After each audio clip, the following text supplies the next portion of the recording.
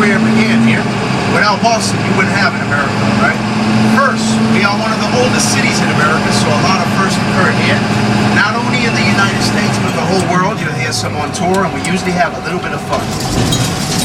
Now, Boston began as Shawmut Peninsula. It used to be 1.5 square miles in size. The year 1625 was when the first permanent European settler arrived here from England, a man named Reverend William Blackstone. He purchased the property Shawmut Peninsula off the Native Americans and proceeded to live alone in solitude for 5 years. 1630, Puritans started to arrive here in England.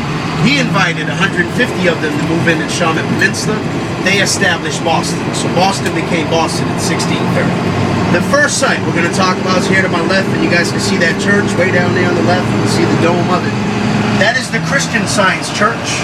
All these buildings here belong to the Christian Science, so we call it the Christian Science Block.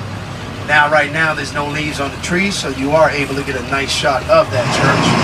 Normally, what I show people is I say, we're going to pass this building, look to the left, and you'll see a big white dome. That's the Christian Science Church. It's a 5-minute walk from where we began our tour. I highly encourage you guys to come down here. That is a beautiful building to look at and take pics of. The Christian Science Church, it was started and founded by a woman. Her name was Mary Baker Eddy, way back in the late 1800s. She was actually the first woman in the whole entire world to start and establish her own church. Woo! Mary Baker Eddy.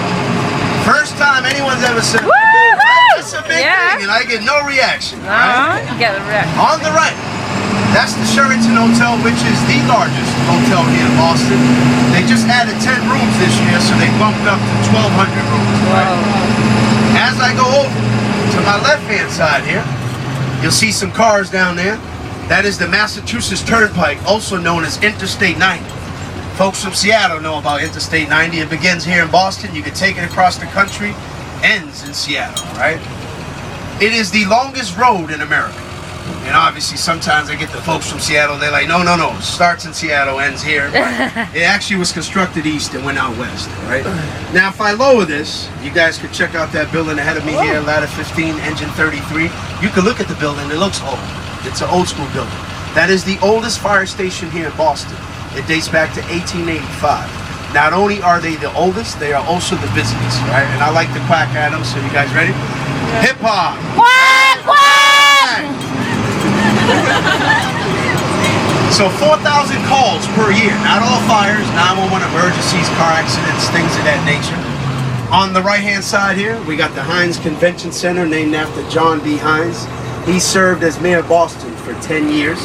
When President Obama visited Boston 2 years ago, he had a convention from inside the Heinz. We have a new convention center. It's in the South Boston Waterfront District. You could actually put 3 of these buildings inside our new convention center. That's how big it is. Keep looking to the right.